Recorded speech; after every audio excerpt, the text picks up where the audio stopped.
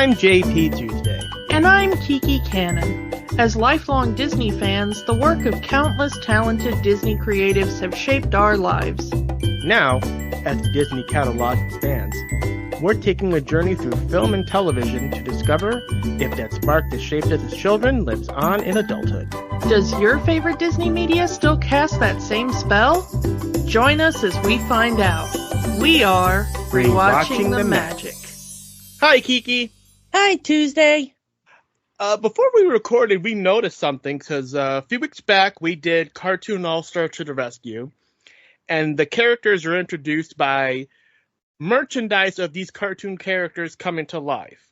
Last week we did Night at the Museum, which is about museum exhibits that come to life. And now we're doing Toy Story 3, which is the franchise where toys come to life. Unintentional theme month. Yeah. So yeah, Toy Story 3, the Toy Story franchise. As we are recording it, they did just announce Toy Story 5 coming next year. Do we need a Toy Story 5? No, I don't think we need a Toy Story 5, but it's going to happen. Did we need a Toy Story 4? No. Did we even need a Toy Story 3? I don't know. Having seen this, because this was a first watch for me, having now seen this, I think this was kind of a perfect wrap-up, and we'll talk about that more when we talk about it. All right. So, I'm okay with this existing. All right. So, the version of Toy Story 3 that exists, the version that was released in 2010, the version that is on Disney Plus, not the original version of the movie. And I've mentioned this before about a little studio known as Circle 7. Pixar made their first movie, Toy Story, in 1995, signed a deal with Disney to distribute it. Toy Story becomes a hit. Disney and Pixar enter an agreement to do 5 more films. And those 5 films became Bug's Life, Monsters, Inc., Finding Nemo, The Incredibles, and Cars. Notice that I did not mention Toy Story 2. Toy Story 2 originally was going to be a direct-to-video movie. It got moved to a theatrical feature. Disney decided to pull rank and say, oh, your contract says 5 original films. Sequels don't count. Besides, Toy Story 2 was supposed to be a direct-to-video movie. If you want the whole story, check out our Toy Story 2 episode. We really go into it there. So, during the production of Cars, Disney and Pixar decide to come together and try to figure out a new contract. Are they going to extend the old contract? Are they going to make a new contract?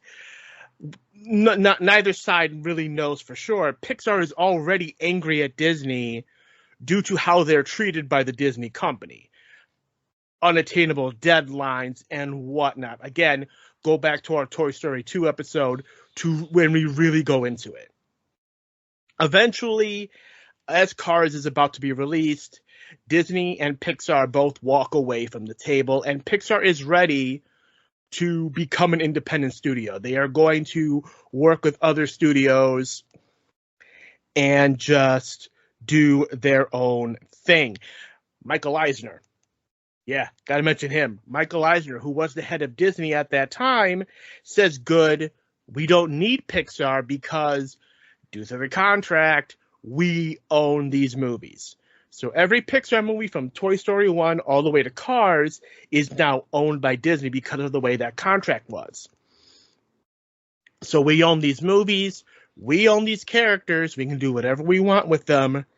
And Michael Eisner creates Circle 7 Studios for the sole purpose of creating sequels based on those Pixar movies. And right off the bat, puts 3 sequels into production. I talked a little bit about them when we talked about their respective films. That would be Finding Marlin, a sequel to Finding Nemo. Monsters, Inc. 2, Lost in Paradise, obviously a sequel to Monsters, Inc., and Toy Story 3. Eventually, Michael Eisner is outed as the CEO of Disney. In comes Bob Iger. Iger closes down Circle 7 Studios and just straight up buys Pixar from Steve Jobs. The first of many acquisitions that we still talk about today. The other acquisitions, of course, being Marvel and Lucasfilm, and you know the rest. Yeah. So Circle 7 Studios no longer exists. Unfortunately, while some of those animators are able to be absorbed into Walt Disney Animation and Pixar respectively, a lot of them are let go, unfortunately. Because Disney is an evil corporate empire. Yes, I'm saying that on a Disney podcast. We do not stand a corporation. Yes. So, Circle 7 Studios, the people that work at Circle 7 Studios still has all of the stuff that they made for those 3 sequels that never got made. Now, if you want full details on these 3 movies, there are countless videos online detailing every beat of the scripts. Because the scripts are out there. The people that worked at Circle 7, they straight up released the scripts. They had them. They're online. You can read them. There are videos that do synopsis, full script synopsis of these 3 films. And the first film that was going to be released was this Toy Story 3, this original incarnation.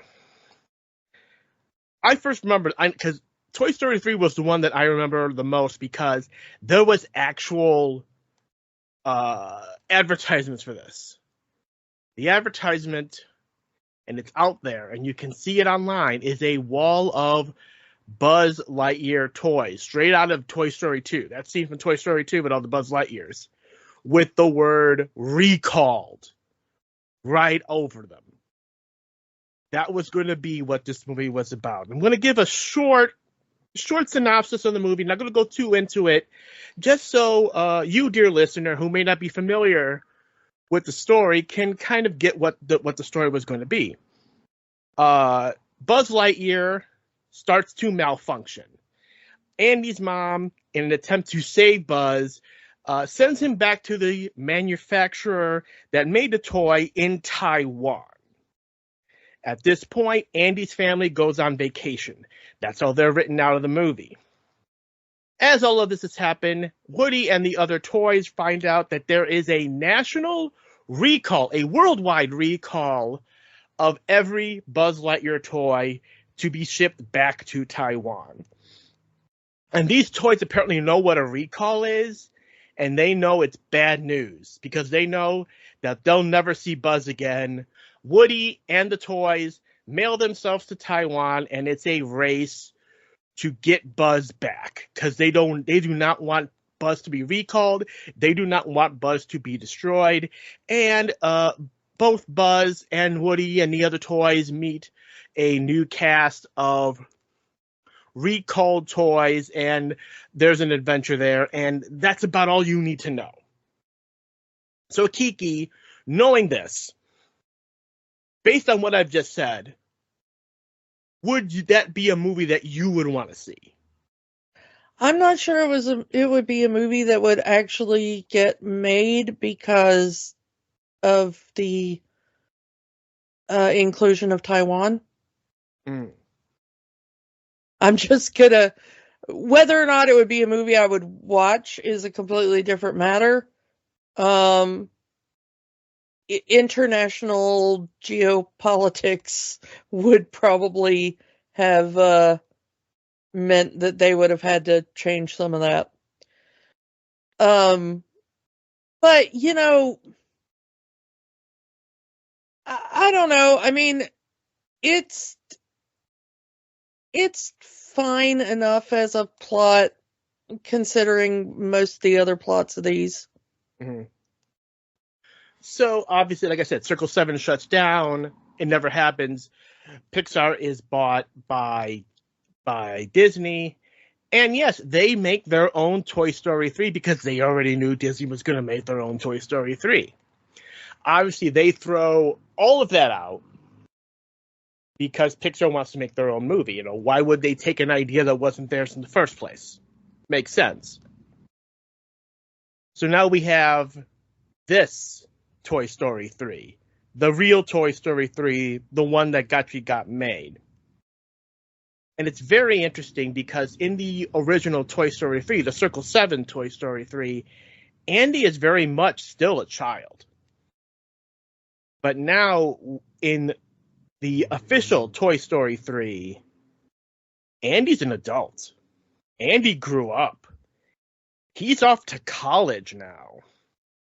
This sequel takes place in real time from when the original movie was released back in the 90s. And that is honestly kind of a ballsy move. And very un-Disney. The only character that has ever had that kind of growth has been Max from Goof Troop.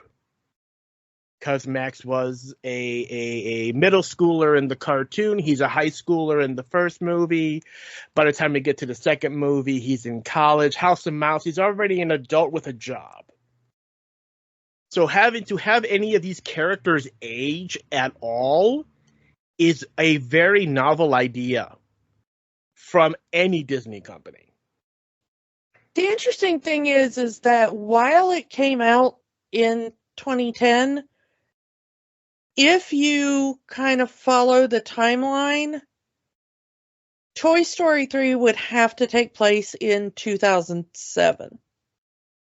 Because Andy is 6 years old in Toy Story 1, and that does take place in 1995. Yeah. He would have been born in 1989. Andy is a millennial. And he's supposed to be like 17, about to turn 18, going off to college. So if this took place in 2010, he would be 21. So that's not how old he is in the movie. So this would have to be 2007. I mean, he has a flip phone, which kind of works. Yeah. And they still have a landline in the house, which I think most of us had gotten rid of by 2010. Very early laptops that Andy uses. Yeah. So the thing about it is that it is kind of interesting that they're a little behind. I think it's this movie was 100% recent when they started animating it and writing it. Yeah, and I think also the difference between the original idea was that they started planning it much earlier. Which is why Andy is still a kid. And by the time Disney bought Pixar and they took over the plan, everybody was like, well, Andy would be like going off to college now. Let's do that idea. They would not revisit this because when they did Finding Dory and Incredibles 2, they kept those characters the same age. Well, the thing is that Toy Story has a different moral, if you want to call it that. So the other ones are more about like family or learning something about yourself or whatever. And Toy Story is more about like growing up and letting go and moving on and, you know? So having the character age is kind of intrinsic to the moral of the story. Which is why I think you have to have Andy age in this, but the other ones kind of stay where they are. Although the idea of an Incredibles movie where the kids are older and their own respective heroes would have been really cool. I don't think we'll ever get Incredibles 3, but I kind of want that. Yeah, seeing kind of the grown-up ones and like seeing a slightly older Jack Jack would be cool. Mm. To see like if he still has all of the powers or if he's just settled into one. Mm. You want to get into some of the cast here? Yeah, and I mean, it is Toy Story. I mean, all of the major characters come back. We have Tom Hanks, we have Tim Allen, Joan Cusack's back. Amazingly, John Morris is back. John Morris played Andy in the first two Toy Story movies as a child. They did not recast Andy. They had the actual adult actor come back and be Andy. Although they did recast the kid Andy, because there is the flashback, and they got a new child actor to do the child parts, and then had John Morris do the older Andy. Mm-hmm. We do have a couple of unfortunate recastings because, some of the people had passed on. Jim Varney Yeah. had passed away by this point. Blake Clark is the new voice of Slinky Dog. Amazing impression. Yeah, I mean, you really can't even tell. And sadly, this would be R. Lee Ermey's last performance as Sarge. Yeah. Because he would pass away just after they recorded this. And the last performance of Don Rickles as Mr. Potato Head. Yeah, sadly, that would be the case as well. We have some new people, of course. Ned Beatty as our villain, Lotso Huggin' Bear. Yeah, spoiler alert. Yeah, and we've got James Bond here, Timothy Dalton, as Mr. Pricklepants. Who I love this character so much. The Shakespearean porcupine. I mean, it's a trope. I mean, most people our age would identify that kind of trope with The Simpsons, with Kelsey Grammer as Sideshow Bob. Yeah, but Dalton just does it so well. Because he's Timothy Dalton. Yeah. And you got Kristen Schaal in here as Trixie the Triceratops. And she's always a treat. And Bonnie Hunt comes in as Dolly. And we get Whoopi Goldberg as the octopus that works for Lotso. And in one of the best parts ever, Michael Keaton as Ken. He is absolutely Ken-uff. He is Ken-uff. Anywhere else he'd be a 10. Gotta get that reference in. Because this is really the first Ken and Barbie movie. Yeah, and honestly, love it. Love it. Love everything about it.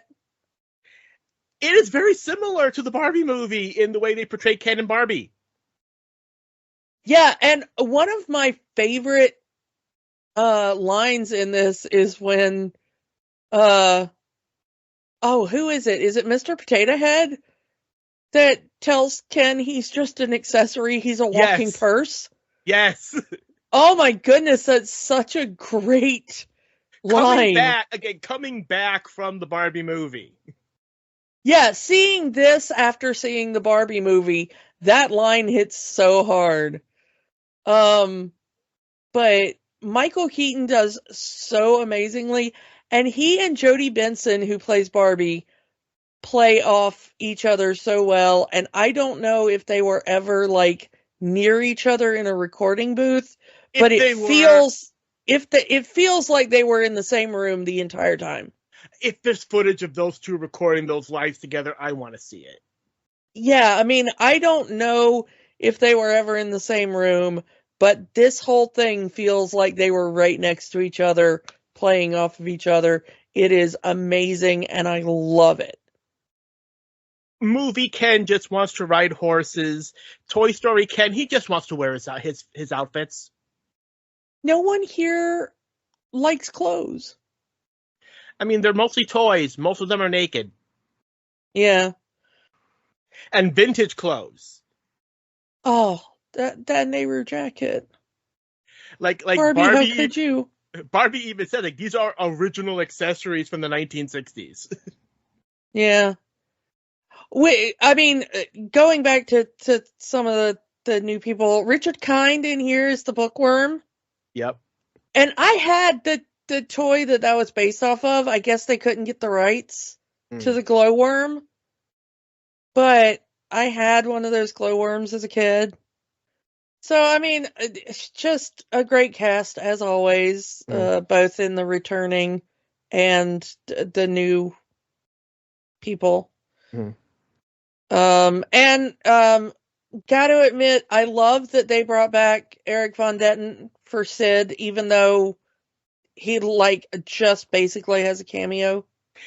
Yeah, and it's not even like he goes, pa, pa, pa, pa, pa, pa, pa. Sid cleaned his act up.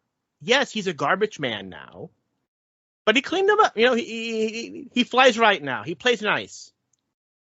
And also, he's got one of the most respectable jobs ever. I mean, shout out to sanitation workers. They keep the world running. And if he wasn't wearing the skull shirt, you would not know that was Sid. Yeah, I mean, honestly, if I hadn't known that was him, like if I hadn't known that he showed up in this movie, in that part, I wouldn't have recognized it. And it actually ends up playing a very integral part of the movie. Yeah. In the third act. I want to talk about, before we really get into it, I want to talk about this opening scene because it is what every kid sees in their imagination when they're playing with their toys. This is such a great opening scene. And at first, I didn't realize that this was from Andy's perspective. I thought these were the toys just like keeping themselves occupied while Andy was away. Mm-hmm. And I was like, oh, how cute that the toys, like, they're so used to playing with a kid that this is just what they do in their off time. And then it cuts and it was like, oh, this is what Andy is doing. Cute. And to see all these different toys from all these different manufacturers and all these different styles just come together, it is a clash, but when you come to the point that this is a child's imagination and they're putting all of their favorite characters together in one playtime, which every kid did. I did. I had Ninja Turtles fighting alongside He-Man. Oh yeah, I mean, who doesn't? Yeah. My favorite thing when he goes, oh no, the orphans, and it's just all the troll dolls. Just it's hilarious. And I mean, it's almost line for line how Andy would play with the toys in the first two films. Like, you know, I have a guard dog with a built-in force field. I have a dinosaur that eats dogs, and, you know, evil Dr. Porkchop, one-eyed Bart, one-eyed Betty. Yeah, You know, and I love how he keeps like one-upping in the most absurd ways. Yeah. You know, it starts out kind of normal because it's just a Wild West train robbery. And then all of a sudden it's like, and now there's a Corvette, and you're like, okay. And then it's like, and now Buzz saves the train with his rocket ship. And then it's like, and now there's a force field, and now there's a rocket ship, and now monkeys.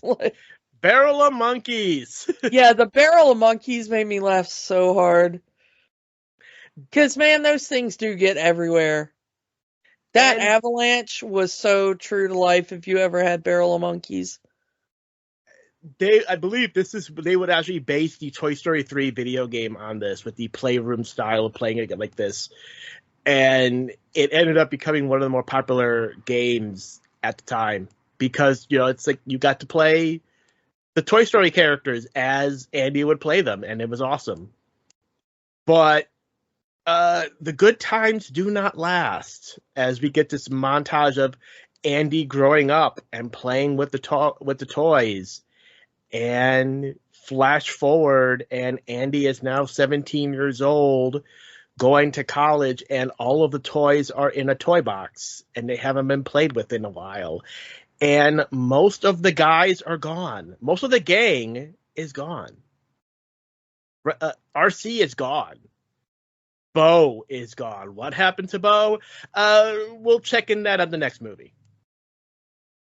Yeah, that was the one thing that kind of confused me. I was like, what happened to Bo? Yeah, the fact that people were demanding what happened to Bo led to the decision to put Bo in Toy Story 4. Because I'm like, Woody just forgot about his girlfriend? What the hell? I mean, they make it. There's been a lot of yard sales, and a lot of toys got repurposed, right? A lot of the toys got new homes, including Bo. So it's like, these are the last ones. It's Woody, Buzz, Slinky, Rex, Mr. and Mrs. Potato Head, Ham, and the aliens. Like, that's all that's left.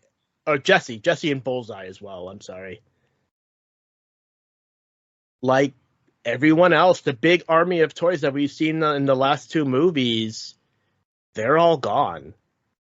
And a lot of them get name dropped. Wheezy's gone. Bo's gone. All of them are gone. Etch-a-Sketch is gone. And you see the acting from Tom Hanks, the sadness in his voice when he talks about all of their lost friends, and the way they animate Woody's face and that depression, that, like, they're all gone. We're all that's left. And it's that realization. Andy's growing up. He doesn't really need us anymore. And as this happened, we get the Green Army men saying, you know what? The mission is over. Andy's an adult now. He's going on to college. He doesn't need us anymore. And the first toys to get thrown out are the Army men.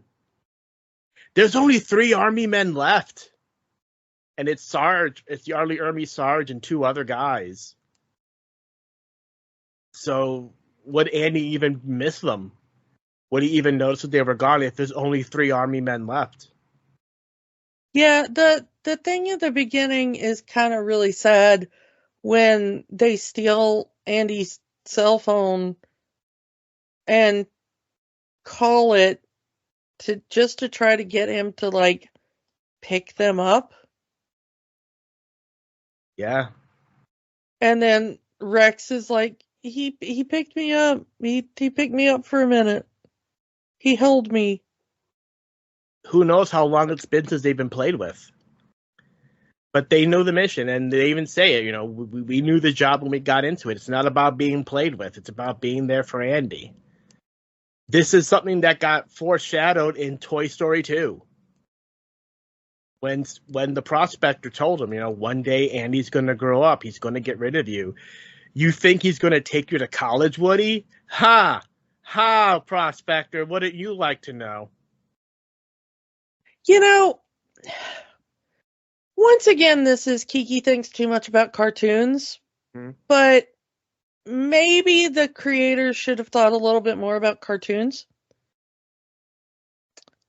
Because, well, one, you can tell that this was a movie about a millennial that was written by not millennials. As I told you before we started recording, the problem with this movie is that Andy is a millennial, and millennials are, we do not get rid of our toys. The entire premise of this movie is flawed. I mean, most millennials don't get rid of their toys because of these movies. Well, I mean, possibly that has something to do with it. That now we're all traumatized that we think our toys are, like, going to be very sad if we get rid of them.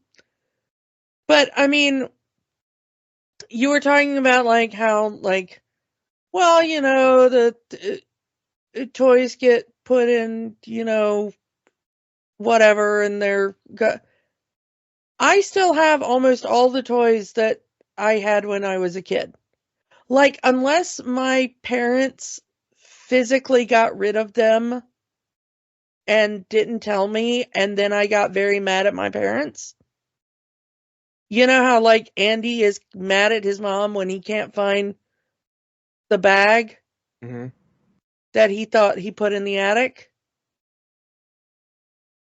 That does not even begin to cover it when my parents got rid of toys without asking me.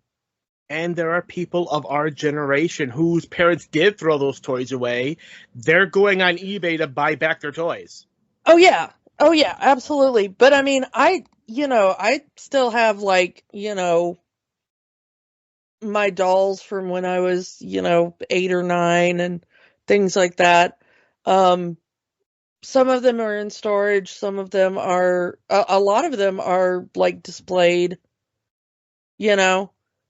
And honestly, that's more realistic for someone who, Andy would just be like a few years younger than us if he was a real kid. And if you think about, like, most of the people we know, almost everyone we know has a toy collection. Yeah. You know, that we have action figures, we have plushies, we have Funko Pops, we have whatever. And a lot of us still have stuff from when we were kids that we have preserved and taken good care of. Millennials take shockingly good care of their toys. And have since we were kids. If a toy is at all still in, like, working condition, like, unless it's absolutely just completely crumbled, we have probably saved it and have displayed it proudly. And half of us probably still have played with a toy in our adulthood. Yeah. Within the last few days. You know? Like there's that scene right after where Andy's sister is throwing her toys into a box to get donated, and she sees her Barbie doll and she just throws it away like it's nothing. Granted, she's a different generation, but the reaction the other toys have to her just tossing Barbie into the box like she's nothing. And poor Barbie is just beside herself. How can she throw me away? I think if this movie had been written by a millennial, this is an entirely different movie. Yeah. I think it's still Andy trying to take Woody to college. Andy would have just taken Woody to college. Yeah. And also, he wouldn't have, like, why is he cleaning out his room? Who's moving into his room? His sister has his own room. There's not, like, a baby. Is his mom renting out his room because she needs, like, spare cash? Apparently the sister wants the room. I don't know. That's never explained. Maybe she wants her own rec room or something. I don't know. This is going to be my exercise room now or something. I am to understand that good parents tend to keep their like, kids' rooms intact for when they come home from college. Like, yeah, Andy's going to, like, live in a dorm or whatever probably, but, like, that's just for the semester. Yeah. Like, what's he going to come home to? He's coming home at Christmas and stuff like that. Yeah. So, like, what's he going to do? Sleep on the couch between semesters? Yeah. The one thing that does ring true to me, though, is that he puts the stuff for the attic in a garbage bag, and then his mom sees it and is like, garbage. Yeah, yeah. Um, But like you said, later in the movie, we see Andy looking for the toys. And then he gets so, you see the anger, and you never see his face, but it's clearly his body language is, what the hell did you do, Mom? And the look of shock on her face, like, oh, what did I do? you kind of do feel bad for the mom because it's like, well, it was in a garbage bag and it wasn't marked. But also maybe ask first. Yeah, yeah. Andy, is this yours? What do you want to do with it? But eventually they break out of the garbage bag and they decide, well, Andy doesn't want this anymore. They think Andy was throwing them out. They think that's what they think, because they were put in a garbage bag and they were And put they on the didn't curb. know they were going to the attic because they Yeah. were in the garbage bag. Mm. They think Andy was going to throw them out, so they said, you know what? If he doesn't want us, we're going to find kids that do. And they go into the donation box for the daycare. And of course, Woody And says poor Barbie. Oh my yeah. goodness. Like, Barbie is just in that box. She's like, she threw me out. She's like having a full-on panic attack. And like, oh my goodness. You just Jesse want to would hug her. know. Jesse would know what she's going through. Yeah. Jesse is like, oh, you poor thing. Yeah. Well, Jesse's having like flashbacks Panic too. attacks. Jesse is having full on panic attacks. Because not again, not again, not again.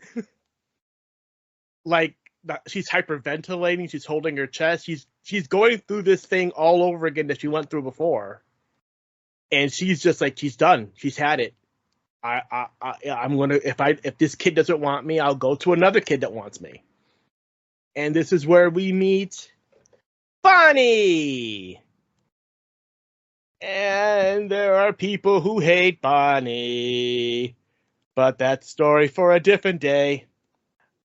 The idea of introducing a brand new kid, especially with Andy growing up, is a given. Because obviously the way they wrote, I mean, why not give it to his sister?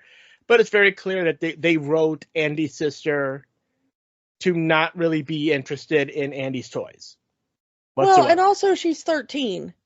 Yeah. So she's aging out as well. Yeah. So to introduce a new kid that would be of similar age to Andy in the first film. Andy is 6 in the first film, and Bonnie is what, 3, 4? Because she's not going to kindergarten or anything yet. She's just going to daycare. And her mom seemingly runs the daycare. Yeah, I couldn't really figure out like what Bonnie's deal was. It's just suddenly like, oh hey, a kid we're supposed to care about. Mm-hmm. They write Bonnie pretty well. I mean, she acts. No, like... I mean the kid is fine, but the way they introduce the kid, like, it's okay that the mom is like, Andy's mom is like, oh, the daycare is always looking for toys, which is fine, because if you live in like a town or whatever, you'll see like advertisements or whatever, like daycare needs toy donations or whatever. So it's fine that the mom knows about that, but then she walks in and she's like, oh my God, is this Bonnie? She's grown up so much. And it's like, suddenly, like, we're supposed to know who this kid is and care about this kid. Mm-hmm. Just because the mom seems to know the kid, but we don't know the kid. Like, they don't really introduce us to the kid in a natural way. But they also put up that Andy's mom and Bonnie's mom know each other in some capacity. Because she asked Andy's mom, oh, how's Andy doing? Oh, yeah, he's about to go to college. He's gotten so big, and oh, hey, now you have a little one of your own, kind of deal. Yeah, and I mean, that's fine and everything, but we as the audience don't really know anything. And we get to know her, and she's cool. I like the character. Mm-hmm. Bonnie as a character is cute and everything, but the way we're introduced to her is just like the movie is like, you're going to care about this kid. This is the new Andy. Love her. Yeah, which I eventually do as we spend time with her. But we're not introduced to her in a organic way. Mm. And that, I think, was where the movie flubbed it a little bit with her. If maybe they had gotten into the daycare and she was like the one nice kid in the middle of all the crazy toddlers or something, Mm-hmm. that would have been a good introduction. I mean, having her be the daughter of one of the employees makes sense why she's taking some of these toys home. Because a random kid is just grabbing toys from the daycare and taking them home without a connection to the daycare does seem kind of sus. Yeah, well, also she didn't take the toy from inside the daycare. She took Woody home because she found him on the road. But the other toys say that they were all found by Bonnie. They were all, quote, rescued by Bonnie. Well, maybe they also tried to escape and she just keeps finding toys by the side of the road. Maybe.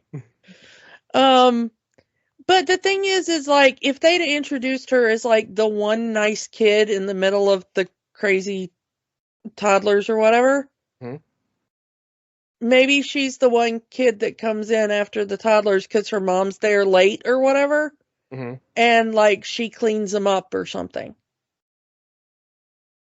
You know? Or she's nice and puts them away, or, you know, picks up their accessories and puts them all back or something, you know?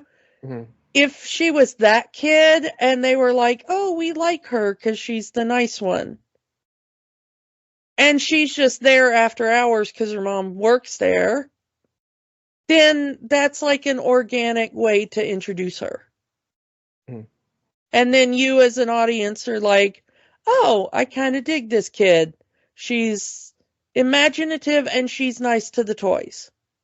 So, and then you can understand how maybe like she ends up with the toys because like they get broken or whatever, and she takes them home and fixes them like she did with the creepy clown that should be thrown in the garbage.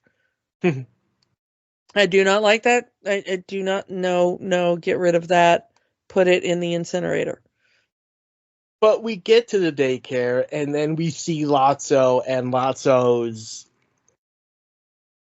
entire backstory is, you know, we've kind of seen a similar story before with Jesse, with the prospector, but this one gets turned up to 11. Because Lotso, Big Baby, and the clown all belong to one girl. She loses them on a vacation. And yeah, if a kid loses their favorite toy, parents are quick to replace it because they don't want their kid having a crisis because they lost their favorite toy. So there's no bad guy in that scenario. But Lotso doesn't really understand that. In Lotso's mind, they replaced us. And I like how he pushed it there. They replaced us. When all it was just they replaced Lotso. Like, we don't see another Big Baby doll. We don't see another clown doll. We just see another Lotso doll. And Lotso's villain origin story of finding the daycare, becoming sort of this godfather-like figure and running the daycare like a prison, putting all of the new toys with the toddlers while all of the older toys get to stay with the big kids. Here's one of the things that, again, me thinking too much about stuff. So, in this universe, the toys are sentient and they can move around and all that kind of stuff. They have their own personalities. But they have this code or whatever that whenever a human is around, they pretend to be completely inanimate and whatever. But they live their entire lives in fear of their kid growing up and abandoning them. And the solution to this is let the humans know that you are sentient creatures. Can you imagine if, like, your toy was like, hey, what's up? I'm a sentient creature.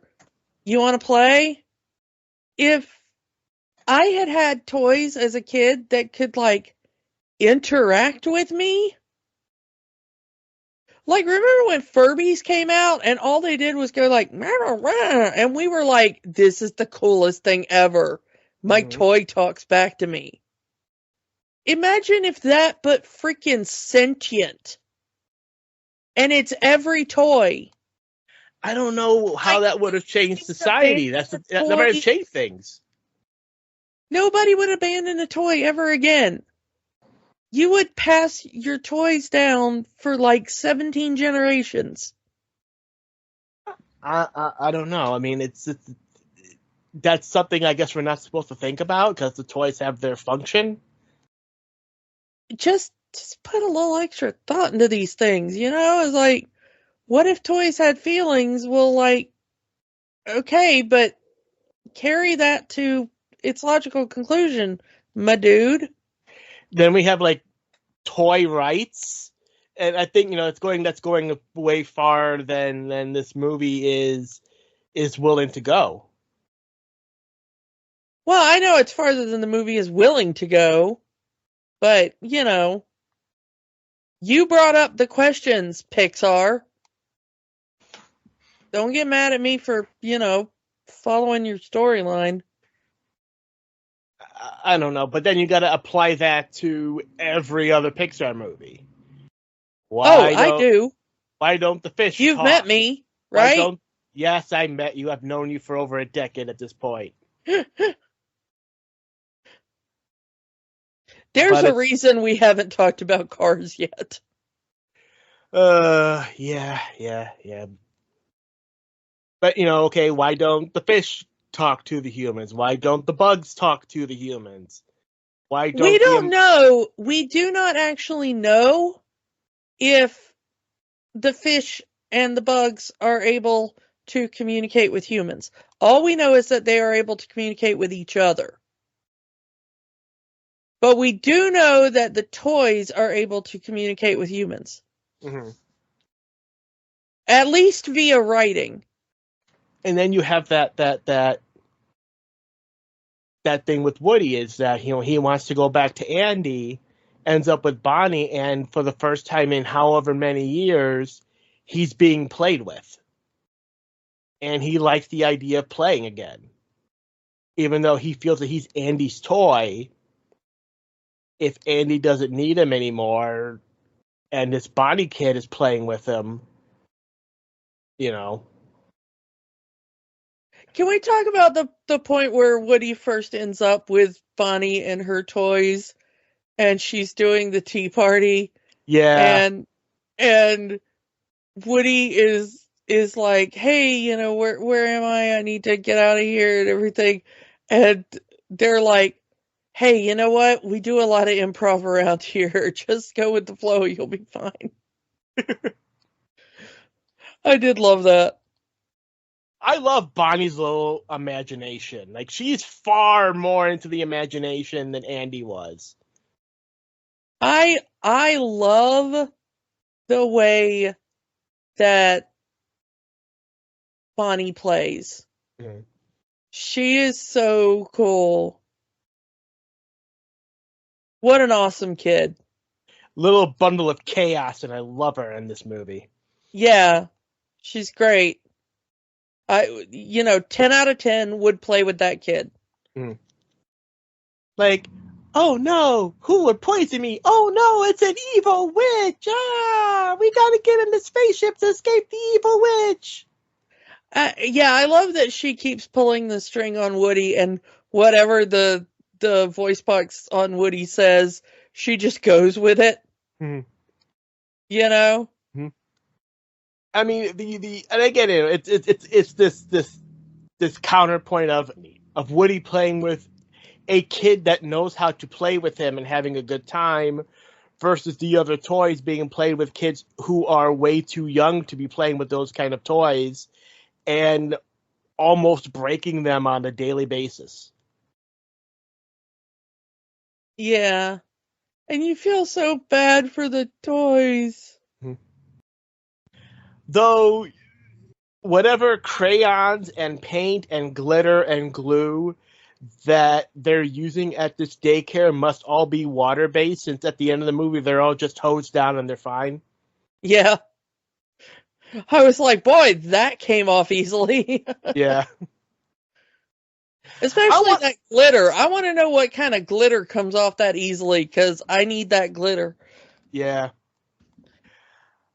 We talked about this one before we started recording, and yeah, we're skipping to it, but I want to talk about what exactly is the sentience level of a potato head? Yeah, where is the brain in a potato head? Because there's that point where they do their breakout. Woody comes back, they do the big breakout, and part of the breakout is Mr. Potato Head disassembling himself, reassembled onto a tortilla. And the tortilla walks and talks just like Mr. Potato Head does, and the potato body is seemingly lifeless. He also does the same thing by attaching his parts to a cucumber. He's Pickle Potato Head! Mr. Picklehead. So it's like, what is the sentience level of a potato head? Where does the brain come in? Are the individual parts individually sentient, since we see one of the arms slap the other to kind of get their attention? Well, here's the weird thing. Okay, so the original Mr. Potato Head was literally just the parts, And you and put you it on put it on an actual potato. yeah. So, it is possible that the sentience of a potato head is in the parts. Hmm. Because the plastic body is the thing that came last in a potato head. I mean, and good on them, because kids playing around with a potentially rotting potato that's had holes drilled into it from these parts. Yeah. Also, you're wasting food. Yeah. In theory, if Andy were to lose the potato body of the potato head toy and still had the parts, could those parts attach to something else and be sentient? Yes. I would say yes. All right, that's sure. We'll go with that. That's that's what this movie tells us, and that's how we have to go with it. Well, I mean, and, Miss Potato Head loses one of her eyes, and it is still capable of function, no matter how far away she is from it. Yeah, she sees Andy, and the eye is still in Andy's room, and she can look out of that eye and see Andy's looking for us. Yeah, Woody was telling the truth. Also, when does Woody lie? Like, we're 3 movies in, and has Woody ever told a lie? That's on Potato Head. Potato Head always is the one that doesn't believe Woody. Yeah, Mr. Potato Head is kind of a douche.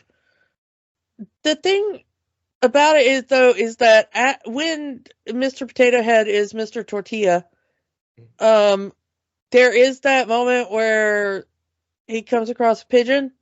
Yeah. And I just have to say, Frank Welker, he is your childhood. Oh, Frank Welker does the voice of the pigeon. Yeah, he does the voice of the pigeon. He does Bullseye again, and he does the dog. What's the dog's name? Buster. Buster, yeah, he does Buster, Andy's dog, who is getting up there in years. And Yeah, I there's a gotta lot. say, I love the way they animate Buster the dog. All with the gray fur, and he's kind of a lazy dog now. He's not as spry as he was in the second movie. Yeah, he's a chunker now. It is so cute. Yeah, Yeah, love but it. Woody trying to ride Buzz like he did in the second movie, and he's like, "Nah, I'm not doing this." Yeah, Um, Buster's like, no, no, I'm gonna lay down, take a nap. in the nice sunlight in this room. Yeah, Dogs seem to like to do that. I mean, as a dog owner yourself. yeah. The yeah, but I love. Oh, and also he's the monkey, Ah, the little symbol monkey. As I told you off mic, there is a reason that you shoot all those symbol monkeys in Fallout. They are creepy and they are usually attached to bombs. let's talk about what happens to Buzz in this movie. Because Buzz, for all of this, he goes to lots of saying, "Hey, we want out of the toddler area because we're not supposed to be there. Those kids don't know how to play with us. Can you put us in another room?" And he says, "Yes, I can do that, but it's for one of you only." And then they take Buzz, and apparently, you mentioned the bookworm. They have the instruction manuals of seemingly every toy to ever exist. And they reset Buzz to factory settings, and we're back to the Buzz from the beginning of the first movie.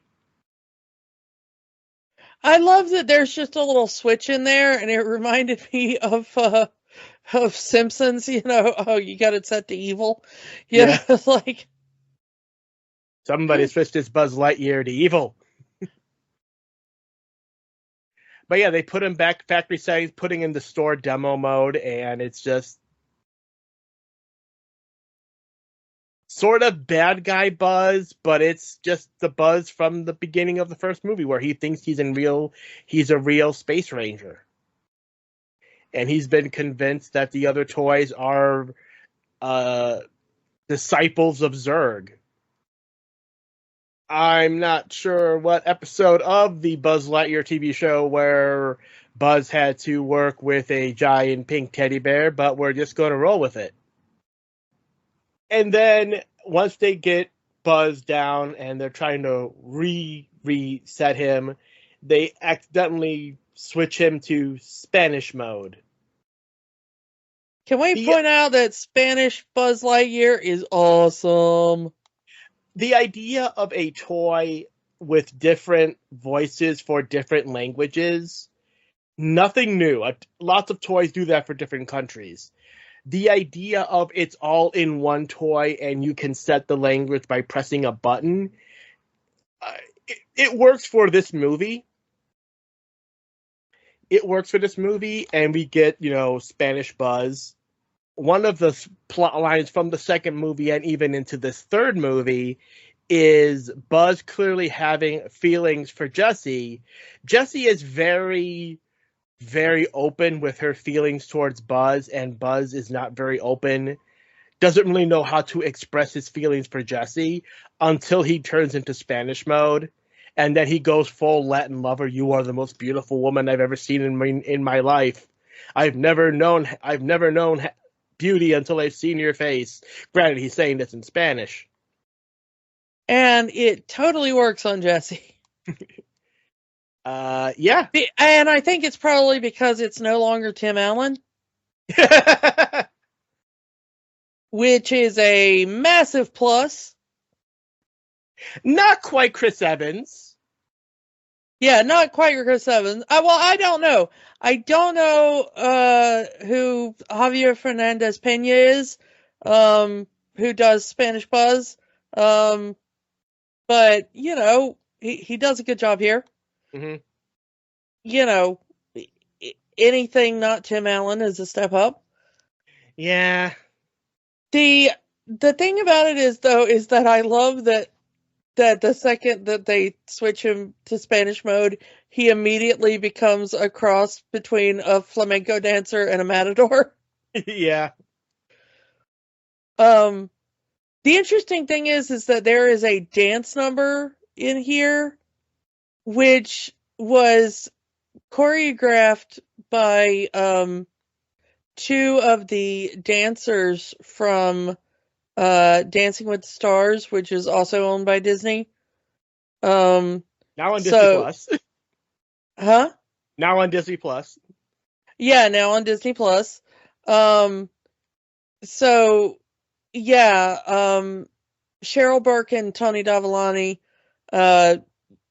choreographed it, and I guess they probably like motion captured them or something.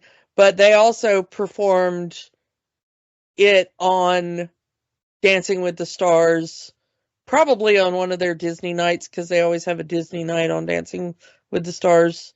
While the Gypsy Kings, who performed the Spanish version of You Got a Friend in Me,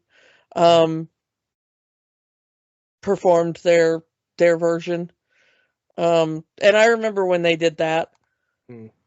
But the thing is I like the Spanish version of You Got a Friend in Me better, because it's not performed by Randy Newman. They salsify it, and I like it. It's a really cool sequence with Buzz, in Spanish mode, and Jessie dancing together. And if she digs the Spanish mode at the end of the movie, it's like I know Buzz's Spanish mode. I'm gonna have a good time with that.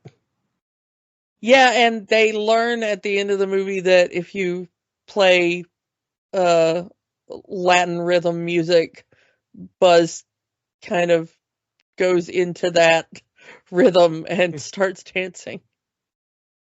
So Jessie uses it to her advantage. Hey, whatever works for her. Yeah. Let's get to the third act in this whole thing with it, which is the dump. They plan, part of this escape is they're going to escape out the trash chute and get back to Andy, but they all end up in the garbage truck going to the dump. And this is harrowing. I can't imagine watching this as a child. Take the same scene from the Brave Little Toaster. Go back to our Brave Little Toaster episode all of those years ago and multiply it by 1,000,000. This is the final form of that scene. And yeah, seeing the Brave Little Toaster as a little kid and that trash dump scene versus this scene, and I'm a grown-ass man in a movie theater watching this, and it hits me so much more. Well, I mean, I'm watching this as a first watch for this podcast. I already know that there's like Toy Story 4 and planned 5, and I'm still like, they're killing these toys. Like, there's that moment where they're all, where Lotso betrays them and, leaves them to die. And there's that moment where they're all just like, well, we're dead. We might as well hold hands and face oblivion. And I'm like crying because I'm like, well, it's been a good run, guys. Congratulations. And the thing is that if you're an adult, you know how this is going to work out because they foreshadowed it so heavily. Mm-hmm. They get to the dump and they're separated from the little alien guys, and the little alien guys are like, Decla! And they're like, if you've got a brain cell in your head, you know where this is going. Mm-hmm.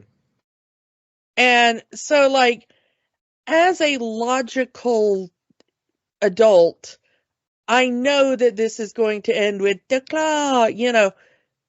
I see this coming like 20 minutes before it happens.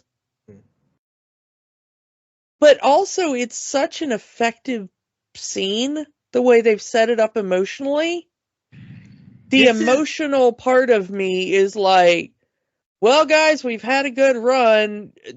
We're about to melt into plastic goo. It's the music, it's the animation, it's all of these characters accepting their fate, and it's like, bring your tissues. This is the first bring your tissues to Pixar movie moment for me. Because like I said, I'm in the theater watching this when it first came out, and I'm like, oh, they're not going to kill these characters off this way. This is not how this movie's going to end. No way. No way. I think if I'd have seen it in the theater, I would have expected that they would have killed at least one character. And considering we've been with these characters for 3 movies, any of them dying would have been a gut punch. Like, I would have expected them to, like, kill Slinky or something. Oh, no, not right after Jim Varney passed. Well, I mean, I think, because Jim Varney had passed, like him sacrificing himself for, to save the others or something. Mm-hmm. Let him go out as a hero or whatever. Mm-hmm. But, like, I think that's what I would have expected had I been watching it in the theater. One of my favorite things that came out of this was a prank. So apparently there was this family, these kids, and their mom wanted to see Toy Story 3. She didn't get a chance to see it in the theater, and they say, "Oh, we bought it on Blu-ray. We're going to show you." But they had edited the movie to have a fade out in when they're about to go in the incinerator, and it cut straight to the credits. Oh, that's evil. Like, no, that can't be how the movie ends. Yeah, Mom, that's how the movie ends. It's like, could you imagine if someone had pulled that prank on you? I mean, I probably would not have been friends with them anymore. But these are your children doing this to you. I mean, I probably would not have let them live in my house anymore. But it's an evil prank, but it's a good one, but it's evil. But yeah, we get the culmination of the Pizza Planet Aliens claw thing, because now they are the claw.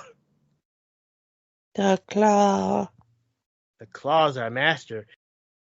And they finally make, they hitch a ride on the garbage truck to get back to Andy's, because, hey, Andy's leaving today. This is our last chance. And another garbage man picks up Lotso, and as we see, as I see it a lot here in the city, the garbage truck with the stuffed animal tied to the front. On one hand, is that really a thing? Yeah. Huh. In the city, I've never seen that before. I've seen a lot of them here in the city. Not just garbage trucks, but just trucks in general with that grill in the front. I've seen quite a number of stuffed animals just tied to it. Well, that was the thing that I was like, so Lotso just becomes like a Mad Max Gimp on the front of a garbage truck. He's now this mascot, and they're telling him, "Hey, keep your mouth shut." Well, because there's all these flies hitting them. Like, all of the other dolls on that grill have dead flies stuck to them. Yeah, so they eventually make it back to Andy's. It's another tearjerker, because I remember watching this scene in the theaters, and I'm watching this with tears in my eyes, as Andy says goodbye to his toys. Andy meets Bonnie, and he says, "Hey, I'm going to go away for a little while, and I need someone to take care of my toys." Again, whoever wrote this part really understands how an adult talks to a child. Yeah, it was a really good scene of him trying to, be like, okay, here's the toys, here are their personalities, let's sit down and play with them, and, And then he works his toys into her play, because he heard what she was doing with her toys. Mm-hmm. And then he's like, oh no, my evil toy is attacking your bakery thing that you were doing. Oh no, the ghosts are gonna get out. Yeah, and then she's like, oh, you're playing along with me with what I was doing. Mhm.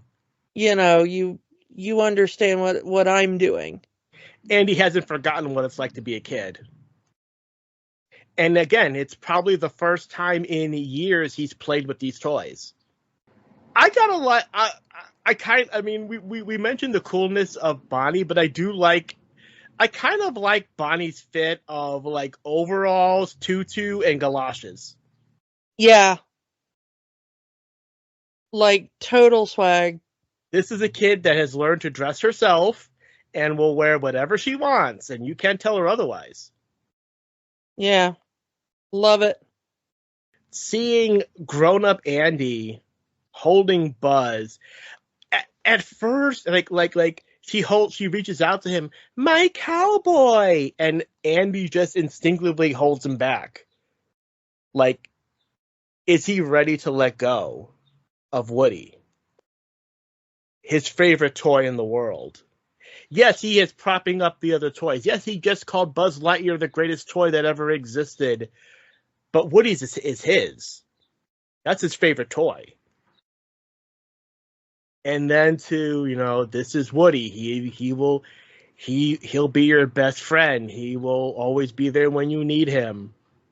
And you can tell the love that he has for Woody as he describes all of the amazing things that Woody can do, that he's done with Woody. Yeah, he's the bravest. He's, Yeah. the most loyal. And him, that moment where he hands Woody to Bonnie and they all play together, and it's like, for the last time, Andy being the horse giving Woody a ride, just like he did in the first two movies. And I was crying at the scene in the theater because what's happening. This is Andy saying goodbye to his toys. He's likely never going to see these characters again. He's growing up. He's going to go to college, and this is his. And at least he knows, at least at this point in time, that his toys are going to be taken care of. Because here's this kid who's just, who understands how to play with these toys. And Andy's final words as he looks at his toys, thanks, guys. Like, there's that little bit of kid Andy there, that they're alive to him, even though he doesn't know that these characters are alive. This is where the series should have ended. Yeah, everyone says that. Everyone says that. I mean, I haven't seen Toy Story 4 yet, so I don't know what they did with it. And now they're going to do a 5, but okay, they post-credit sequence, notwithstanding, Bonnie is sitting there playing with the toys, and the toys are all happy and stuff, and Andy goes off to college, and then it pans up, and there's the clouds that look just like the clouds that were on Andy's room when he was a kid. Okay, that's a good final shot. Mm-hmm. All right, movie wrapped up, story wrapped up, boomers or Gen Xers or whoever the hell was writing this movie think that you've got to give up all your toys and become an adult. All right, fine, whatever. And then, you've got the cute little after credit sequence of like, oh, the daycare is fine now. Barbie and Ken are running it and everybody's happy and wonderful. Mm-hmm. The thing is, though, is that like, whenever they do Toy Story 5 or whatever, I want it to be Andy, like, being an actual millennial and finding his toys for sale on eBay and getting them back and being like, Oh, thank goodness I've got my toys back now. Yeah. Like finding literally those toys, like a thing on, like, here's a bunch of toys that were, donated to me or whatever, and they all have Andy written on the feet of them. And Andy's like, oh my God, it's my toys. Buy now, Mm-hmm. And then he's like, maybe got like a kid now or whatever, but he's like playing with his kid with those toys and like displaying them and taking good care of them and apologizing for ever getting rid of them. Yeah. That's kind of how I wanted Lightyear to end. Because I wanted Lightyear to have that post-credit scene where an adult Andy is leaving the theater with his kid having seen the movie. And then his kid gushing about how cool Buzz Lightyear is. And then he buys his kid a Buzz Lightyear doll. That didn't happen, but, that's what I wanted to happen in that movie. Yeah. And there's changing letters, and it's kind of a cringe moment because, oh man, what a great letter Barbie sent us. Oh no, it's written, because it's written in pink marker. It's on very, colorful paper with stickers on it. Oh, it's signed by Ken. Yeah, I did not like that joke either. Mm-hmm. But yeah, that's the only part of this thing that kind of like, ugh, this joke, it's not aged well. Probably shouldn't have been in the original movie either. One thing I do like is Trixie being very into the internet. And games. Because we saw Rex was a gamer in the last movie. Yeah, and they're playing games at the end of the movie together. Yeah, he's got a gaming buddy. And that's good. I love them trying to high five. Yeah. It's very cute.